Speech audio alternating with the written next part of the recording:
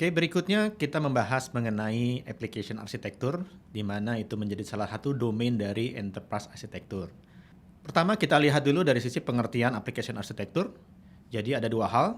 Pertama adalah menjelaskan mengenai struktur komponen, di mana di dalamnya adalah komponen-komponen yang dibuat atau disusun untuk menyusun suatu aplikasi.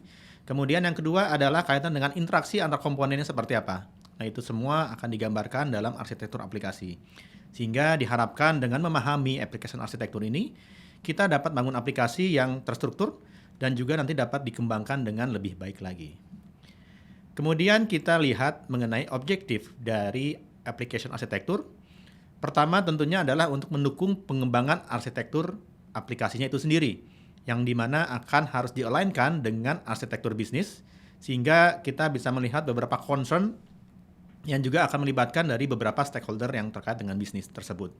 Kemudian juga nanti kita bisa identifikasi mengenai beberapa gap dalam hal menyusun suatu roadmap dari sisi pengembangan aplikasi, sehingga kita bisa memetakan dari sisi arsitektur aplikasi existing dan juga dari sisi arsitektur aplikasi targetnya seperti apa. Dari sisi application architecture, di dalam TOGAF ada beberapa hal yang kita bisa lihat. Pertama ada katalog, kemudian ada metrik, kemudian ada diagram. Di antara katalog, kita bisa lihat ada dua komponen katalog. Pertama adalah application portfolio katalog, dan yang kedua adalah interface katalog.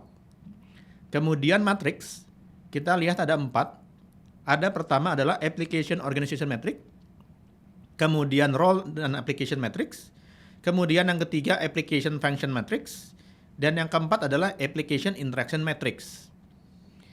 Terkait diagram, ada beberapa diagram yang akan digambarkan dalam application architecture di dalam TOGAF. Jadi pertama ada namanya application communication diagram. Kemudian yang kedua adalah application and user location diagram. Application and user location diagram. Kemudian application use case diagram. Kemudian enterprise manageability diagram. Kemudian ada namanya process application realization diagram. Kemudian ada software engineering diagram, kemudian ada application migration diagram, dan terakhir adalah software distribution diagram. Nah, tujuan dari katalog tadi yang sudah saya sampaikan terkait dengan katalog, matriks, dan diagram, pertama adalah untuk kita bisa mengidentifikasi semua aplikasi yang ada dalam organisasi. Kemudian juga dalam hal ini kita bisa menentukan lingkup inisiatif dari setiap pengembangan yang mungkin akan berdampak pada aplikasi-aplikasi tertentu. Di mana portfolio aplikasi ini nantinya juga memungkinkan kita menciptakan suatu standar yang nanti dapat ditentukan dan diatur kemudian. Kemudian berikutnya kita lihat dari sisi katalog portfolio aplikasi biasanya terdiri dari beberapa 3 hal. Ya, pertama adalah information system service, kemudian yang kedua adalah logical application diagram, dan juga ada yang terakhir adalah physical application component. Nah, berbicara mengenai application architecture, kita bisa lihat dulu dari sisi sejarahnya seperti apa. Jadi mungkin kalau kita menelaah ke belakang, dari tahun 1970-an, itu ada namanya monolithic application architecture. Kemudian 1980-an kita lihat ada yang namanya client server architecture. Kemudian 1990-an kita mengenal yang namanya N-tier atau 3-tier architecture yang cukup populer sampai dengan saat ini. Kemudian tahun 2000-an kita mengenal namanya service oriented architecture. Dan yang terkini adalah yang namanya microservice architecture. Nah, di sini ada kutipan, di mana di sini disampaikan bahwa objektif dari application architecture adalah untuk mensupport delivery dari satu aplikasi sehingga dapat mendukung kondisi saat ini dan juga nanti untuk kondisi saat mendatang seperti apa. Dengan cara-cara yang lebih efektif tentunya. Nah, di sini kita lihat ada 4 contoh-contoh application architecture. Jadi yang pertama adalah monolithic. Ini adalah memang arsitektur yang sifatnya tunggal, single, dan dia juga ibaratnya semua service-nya tersatukan dalam satu aplikasi yang besar, di mana logik dan datanya juga di-maintain secara bersama-sama. Kemudian ada lagi berikutnya adalah service oriented architecture, di mana ini sudah menggunakan pendekatan layanan atau service yang menggunakan beberapa protokol tertentu untuk saling berkomunikasi. Kemudian ada juga client server.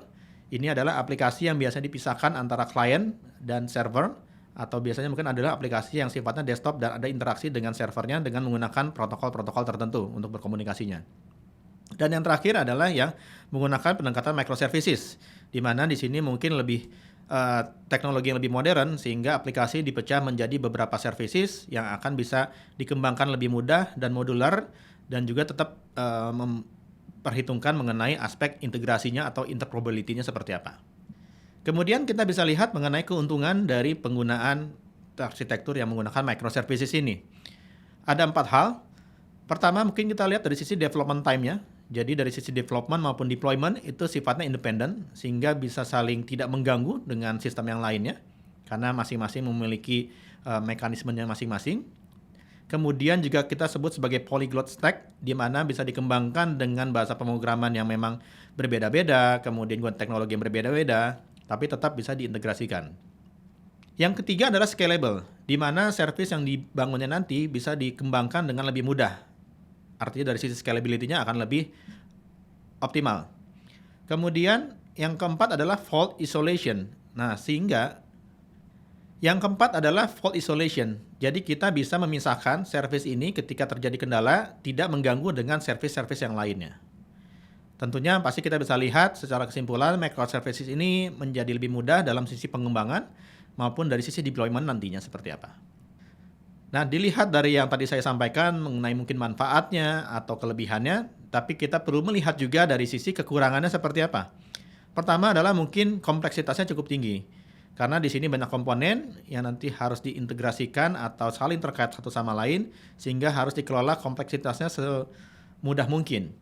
Kemudian juga mungkin ada kaitan dengan overhead inter-service communication. Karena kita bicara service-service yang mungkin akan saling terkait, ada saling komunikasi, maka kita harus bisa merancang komunikasinya yang akan lebih baik dan lebih efektif seperti apa. Kemudian juga nanti dalam sisi pengembangan, karena ini adalah satu arsitektur yang cukup baru, sehingga dari sisi tim pengembangnya pun juga harus memiliki skill set dalam hal melakukan pengembangannya maupun dari sisi deployment-nya, supaya microservice ini tetap bisa berjalan dengan baik. Nah, tapi meskipun kekurangan yang tadi saya sudah sampaikan, tetap microservice ini tetap populer karena kelebihan dari fleksibilitas maupun dari sisi scalabilitasnya. Nah, di sini kita bisa lihat perbandingan monolitik dan microservices. Dari sisi kemudahan 80%, kemudian skalabilitas 40%, kemudian kecepatan pengembangan sekitar 70% dan juga dari sisi biaya pemeliharaan sekitar 60%. Artinya kita bisa lihat dari sisi kemudahan, kemudian juga dari sisi pengembangannya bagaimana, kemudian juga nantinya ketika kita harus deployment, ketika kita harus maintenance, tentunya dari sisi microservices memiliki keunggulan yang jauh lebih baik dibandingkan dengan yang monolitik. Nah, di sini adalah contoh-contoh microservices ya, dari sisi arsitekturnya dan beberapa use case-nya, misalnya bagaimana microservices ini untuk berinteraksi, berkomunikasi menggunakan API, kemudian juga dari sisi misalnya untuk aplikasi e-commerce, sudah menggunakan arsitektur microservices sehingga dari sisi beberapa layanannya sudah dipisah-pisah menjadi beberapa layanan atau beberapa service, misalnya untuk produk katalog, kemudian untuk shopping cart, kemudian untuk user interaction, maupun untuk payment-nya. Kemudian untuk yang ketiga, misalnya contoh di perbankan, kita bisa membagi beberapa layanan-layanan sesuai dengan fungsinya masing-masing. Misalnya untuk pengecekan rekening, kemudian untuk transfer, kemudian untuk pembayaran pinjaman, dan lain sebagainya, itu kita sudah bisa bagi menjadi beberapa layanan.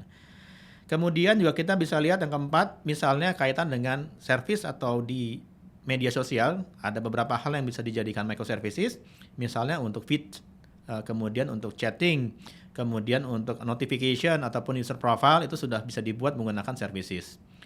Dan yang terakhir mungkin kaitan dengan bagaimana secara infrastrukturnya. Karena kita bicara microservices, maka dari sisi infrastrukturnya pun juga harus mendukung. Di mana di sini ada beberapa istilah, mungkin ingestion, kemudian juga proses, storage, dan juga visualization. Bicara mengenai arsitektur aplikasi, tentunya kita juga harus menentukan arsitektur apa yang tepat dalam pengembangan aplikasinya kita nanti. Pertama adalah mempertimbangkan dari sisi requirement. Kita harus melihat dulu dari sisi kebutuhan yang kita akan buat aplikasi seperti apa sesuai dengan kebutuhan bisnisnya. Kita harus memperhitungkan hal tersebut. Kemudian juga kita harus memperhitungkan dari sisi tim capacity-nya. Karena kita bicara arsitektur, maka kita harus memperhitungkan mengenai tim-tim yang dibutuhkan dari sisi kompetensi maupun dari sisi jumlahnya.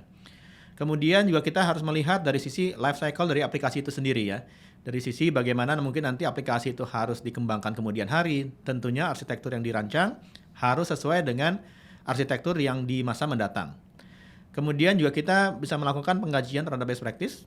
Karena bicara mengenai aplikasi, kita juga bisa mengukur atau melihat dari sisi historical seperti yang sudah pernah ada di beberapa waktu yang lalu seperti apa, arsitektur apa yang saja yang cocok, itu kita bisa menjadikan pertimbangan. Termasuk juga dari sisi best practice yang kita bisa adopsi. Kemudian setelah itu adalah kita lakukan prototyping, jadi membuat suatu prototype dari aplikasi yang kita akan bangun nantinya untuk bisa dilakukan beberapa kajian-kajian utama atau kajian-kajian awal sehingga nanti bisa memudahkan dalam pengembangan berikutnya. Kemudian baru yang terakhir adalah kita mendokumentasikan semua tahapan-tahapan yang dilakukan. Kemudian kalau secara teknis dalam menyusun application arsitektur ada 4 hal. Pertama yang tadi mengenai definisikan tujuan bisnisnya. Ini kaitan juga dengan requirement mengenai apa yang akan kita bangun dengan aplikasi tersebut. Kemudian juga kita identifikasi mengenai use case-nya terkait dengan proses bisnisnya seperti apa sehingga nanti aplikasi juga akan mengikuti proses bisnis tersebut. Kemudian yang ketiga adalah kita buat logical arsitekturnya, di mana kita menggambarkan beberapa rancangan-rancangan yang sesuai dengan apa yang kita susun sebelumnya dalam beberapa bentuk diagram maupun matriks, dan juga digambarkan mengenai interaksi antar komponennya seperti apa. Barulah yang terakhir adalah kita menentukan dari sisi physical arsitekturnya. Jadi kalau kita bicara physical arsitektur berarti kita menggambarkan secara real nantinya arsitektur ini diterjemahkan atau diimplementasikan menggunakan tool seperti apa. Baik dari sisi database-nya, dari sisi bahasa pemrogramannya, maupun dari sisi tools ataupun dari sisi server yang akan dibutuhkan nantinya seperti apa. Oke, demikian penjelasan mengenai application arsitektur. Semoga bermanfaat. Terima kasih.